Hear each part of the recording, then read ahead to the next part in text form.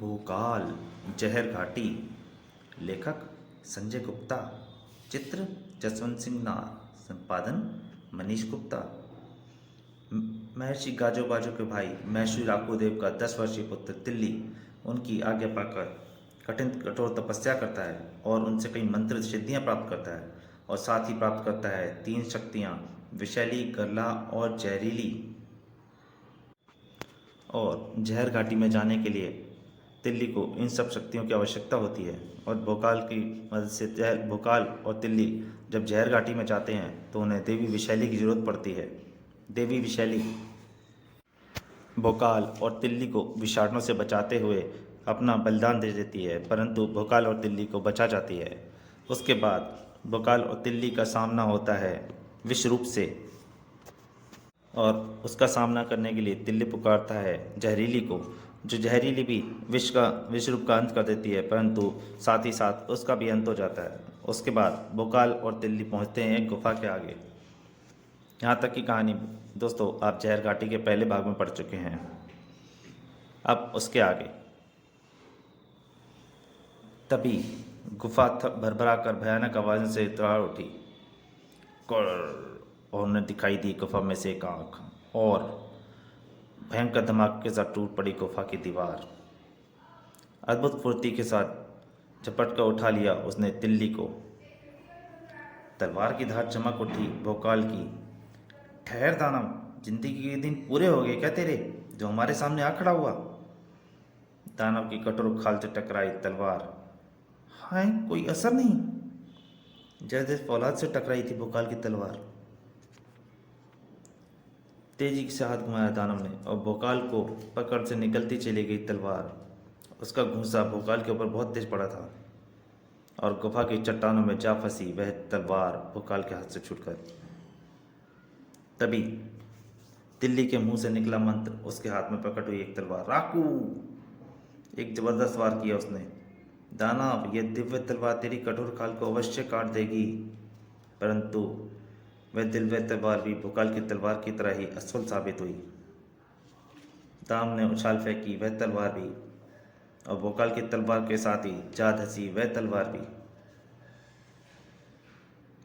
अपूर्व शक्ति का प्रदर्शन किया भोकाल ने। दरिंदे, छोड़ दे तिल्ली को।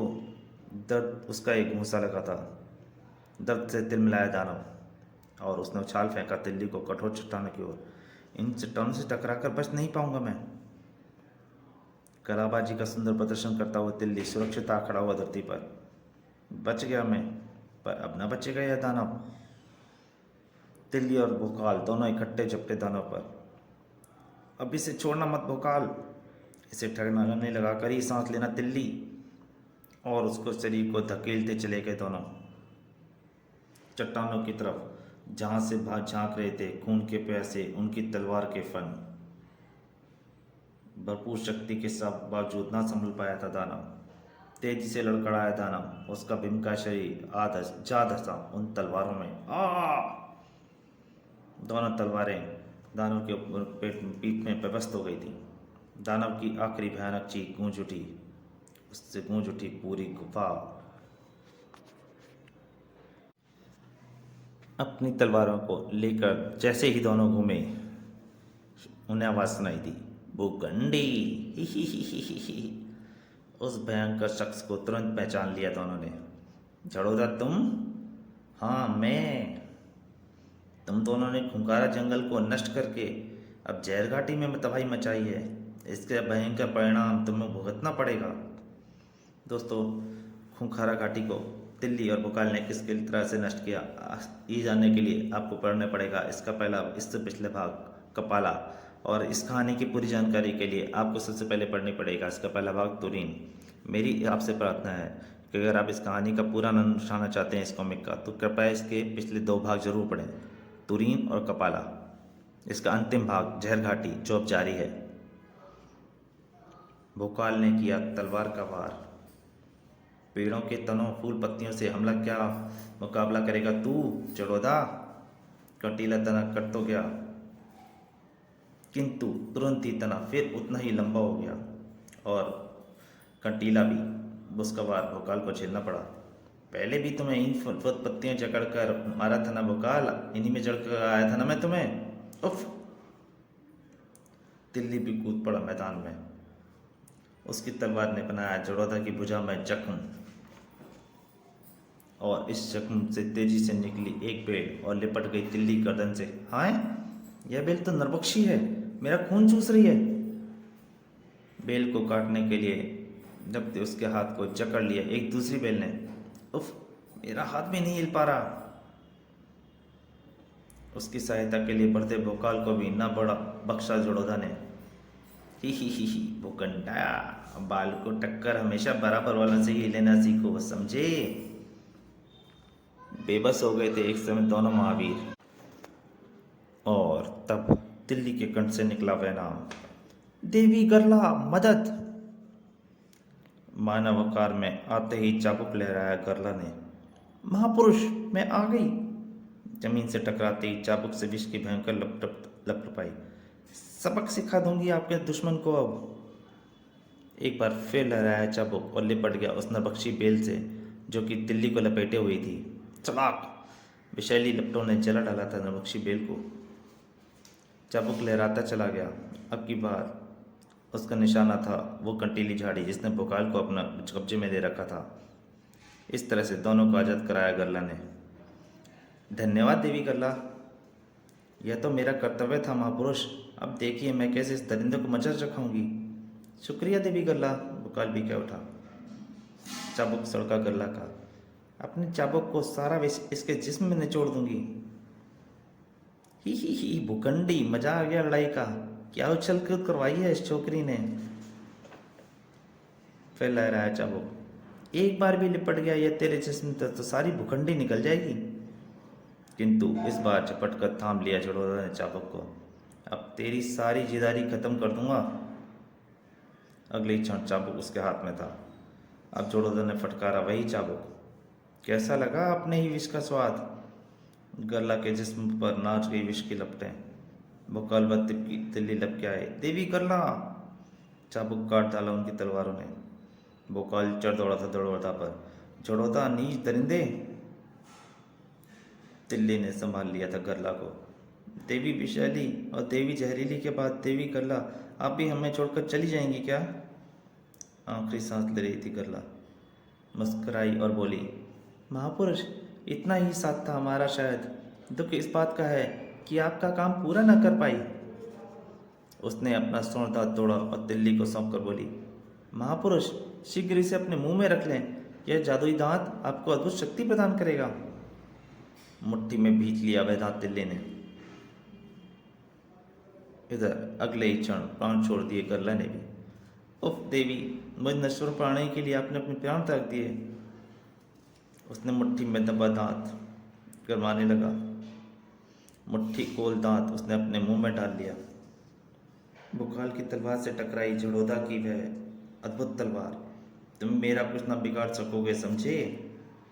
भोकाल को न केवल उसकी अद्भुत तलवार से टक्कर लेनी पड़ रही थी, बल्कि जड़ौदा के शरीर से निकल निकल कर असंख्य कांटे उसके शरीर को छलनी कर चुके थे। फिर भी वह भोकाल ही क्या जो जख्मों से हार कर मुकाबले से पीछे हट जाए। तभी यकायक झड़ौदा के पेट से निकला एक नुकीला तना। वह तना तेजी से भोकाल के शरीर में जा घुसा। उस मजबूत हाथों की एक पल की भी देरी भोकाल को यमलोक पहुंचा देती। नजर आई एक नई शक्तिशाली आकृति। झड़ौदा, तू नहीं बचता। उफ, हे मागुरु, ये कौन। पंजे में दबोच लिया उसने झड़ौदा को। झड़ौदा ने किया तलवार का वार। टनाक। झड़ौदा, अब ये मुझ पर असर नहीं करेगा। फौलाद से टकराई हो मान लो झड़ौदा की तलवार। कांटे भी निष्फल रहे। नरबख्शी बेल भी उसको न छेद सकी। उस लौपुर के जिस्म को हर बार असफल हुआ झड़ौदा का। कांटों को उसने भींच लिया था हाथों में। लड़खड़ा गई झड़ौदा की जुबान। कौन हो तुम। मैं हूँ तिल्ली। देवी गरला की शक्ति समाई हुई है मुझ में दरिंदे, और अब मैं तेरा खात्मा करने जा रहा हूँ। तिल्ली के हाथ का दबाव कसा झड़ौदा की गर्दन पर। किंतु तभी झड़ौदा ने अपने सिर पर सजा पत्तों का मुकुट नोच डाला। जड़ोदा का खात्मा असंभव है बालक। और नजर आया प्रहारा, प्रहार से निकली चिंगारियां। उफ, अजय मुकुट प्रहारा। परंतु अब बीच में कूदा भोकाल भी। नहीं नहीं जड़ोदा, इस पवित्र मुकुट का प्रयोग मैं तुझे नहीं करने दूंगा। स्टीक निशाने टकराई भोकाल की तलवार और ले उड़ी प्रहारा को। कनाक। उसी क्षण दिल्ली के मुंह से निकला सोनदान। अक्थू। सोनदान टकराया जड़ोदा के मुंह से और पिघलकर उसके चेहरे के चारों ओर सोने का मुखौटा बनकर फैल गया। सांस गले में अटक कर रह गई थी उसकी। बिना चीख मारे ही ईल समाप्त हो गई जड़ोदा की।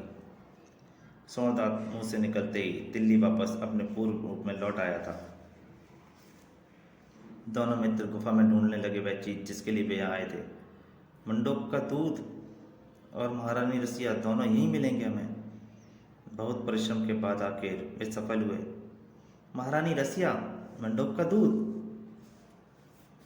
शीघ्र ही महारानी रसिया को आज़ाद कराया दिल्ली ने और मंडोक का दूध संभाला भोकाल ने। पुत्र कौन हो तुम? मैं महर्षि राकुदेव का पुत्र दिल्ली और ये भोकाल, हम आपको राजमहल ले जाने आए हैं। फिर वह तीनों बढ़ चले जहर घाटी से बाहर निकलने के, जहाँ का सारा जहर अब समाप्त हो चुका था। ओशाक का राजमहल हर्षित किलकारियों से गूंज उठा था। महाबली भोकाल व दिल्ली आ गए महारानी रसिया को लेकर। महारानी रसिया का भव्य स्वागत हुआ। स्वागत महारानी रसिया, स्वागत महावीरों। राजमहल के अंदर कदम रखा सभी ने। महारानी रसिया को सारी दास्तान से अवगत कराया गया।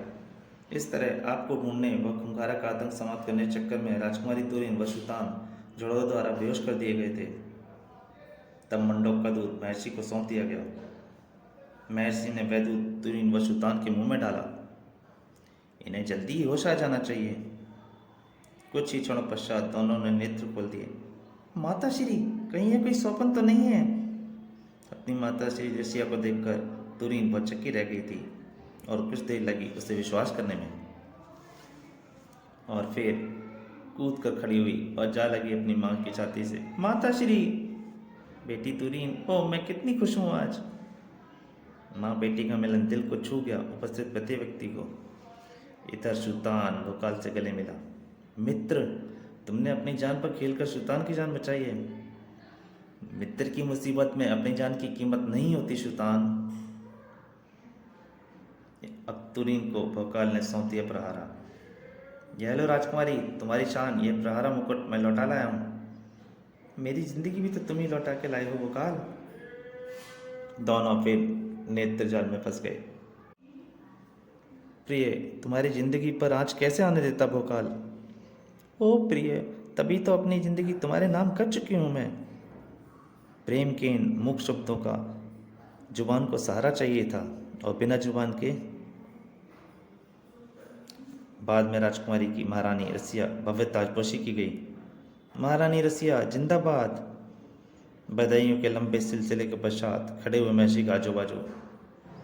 दो वीरों की अस्मित वीरता का परिणाम है आज यह खुशी का दिन। शब्द कम पड़ रहे थे महर्षि के पास भोकाल का शुक्रिया अदा करने के लिए। महाबली भोकाल, दिल से मोल प्लाक से जहर घाटी तक कदम कदम पर आपकी मदद का ओसाक सदा ऋणी रहेगा। जब कभी भोकाल को ओसाक की आवश्यकता पड़ेगी, हर ओसाकवासी प्राणों सहित तैयार होगा उनकी सहायता के लिए। दिल्ली को निहारा महर्षि ने। महर्षि राकुदेव के पुत्र दिल्ली, जिनकी अद्भुत शक्तियों ने हर जगह महाबली भोकाल की मदद की। कई जगह दिग्गज दानवों महावियों से लड़ते हुए बाण जहां मौत से उलझ गए, दिल्ली ने छाती आगे कर दी और इनके फौलादी सीने से टकराकर मौत को खुद मरना पड़ा। मैं महारानी रसिया की सहमति से राजकुमारी तुरीन का हाथ इस फौलादी ओशाकवासी के हाथ में सौंपने की घोषणा करता हूँ। दिल्ली की प्रसन्नता का कोई ठिकाना ना रहा, किंतु इस घोषणा का असर कहीं खट्टा भी हुआ। इनका विवाद खूब धूमधाम से मनाया जाएगा। तुरीन चौंक पड़ी थी और कहीं इसका असर बहुत ज़्यादा कड़वा हुआ। भोकाल तो उछल कर खड़ा हो गया। ठहरिए महर्षि, मैं आपको बता दे रहा हूँ कि राजकुमारी तुरीन से मैं प्यार करता हूँ और उससे विवाह भी मैं ही करूँगा। तुरंत ही खड़ी हो गई तुरीन भी। माता श्री वो महर्षि, मैं भी भोकाल से ही विवाह कर सुखी रह सकूंगी। क्रोध से कांप उठे महर्षि गाजो। आज से पहले उसाक में ऐसा कभी नहीं हुआ। विवाह का निर्णय लड़के व लड़की के हाथ में नहीं होता, माता पिता की इच्छा अनुसार होता है। और उसाक में रिश्ते किसी और ग्रह के मानव से कदापि नहीं हो सकते। भोकाल के प्रति सारी श्रद्धा पल भर में जाती रही। महाबली भोकाल व उनके मित्र सुल्तान से निवेदन है कि वे अभी इसी वक्त अपने ग्रह के लिए प्रस्थान कर जाएं, क्योंकि यह मामला उसाक की इज्जत का है और इसमें कोई ढील नहीं बरती जाएगी। तुरंत तैयार हो गए दोनों मित्र, तिलस्मी ताबीज हाथ में लेकर। ठीक है महर्षि, हम जा रहे हैं, किंतु अकेले नहीं आए जाएंगे हम। राजकुमारी तीन हमारे साथ जाएंगी, क्योंकि तीनों दौड़कर एक साथ आ खड़े हुए थे। अब यह भोकाल की इज्जत बन चुकी है और अपनी इज्जत मैं अपने साथ लेकर जाऊंगा। चलो भोकाल, तुरीन भी बोली। चलो प्रिय, तिलस्मी ताबीज को आदेश दिया उन्होंने। इससे पहले कोई हिल भी पाता, अदृश्य हो गए तीनों। हाथ मलते रह जाने के अलावा क्या कर सकते थे अबे। उदास और दुखी मन से दिल्ली उठा और एक तरफ चल पड़ा। भोकाल को मित्र कहा था, उसकी खुशी को कैसे चुनौती देता मैं। अब तपस्या करके खोई हुई शक्तियाँ प्राप्त करूंगा फिर से। विकास नगर के राजदरबार में प्रकट हुए वे तीनों। प्रणाम महाराज, विकास नगर में तुम्हारा स्वागत है। महाराज को सारी बातें से अवगत कराया उन्होंने। अरे वाह, इससे तो बढ़कर खुशी की कोई बात हो ही नहीं सकती। अतिक्रु पुकुरगड़िया के बाद भोकाल व तुरीन का विवाह। राज जोशी को सुमत निकालने की आज्ञा दे दो। फिर महारानी मोहिनी, राजकुमारी श्वेता मोहन, महाराजा विकास मोहन, भोकाल तुरीन व सुल्तान ने महल में जश्न मनाया। तुम्हारे विवाह पर अतिक्रु व पिकू पकड़िया को भी बुलाएंगे। तभी सुल्तान के मुंह से व्यथित स्वर निकला, महाराज अतिक्रु की भी हो गई, भोकाल की भी होने वाली है, पर मेरी कब होगी। और यह सुनकर पूरा कक्ष चाहकों से गूंज उठा, हा हा हा ही ही। तो दोस्तों, मैं उम्मीद करता हूँ कि भोकाल सीरीज की तुरीन, कपाला और झहरघाटी ये तीनों भाग आपको जरूर पसंद आए होंगे। अगले किसी अंक में जल्दी आपके सारे हाजिर होऊंगा। तब तक के लिए नमस्कार।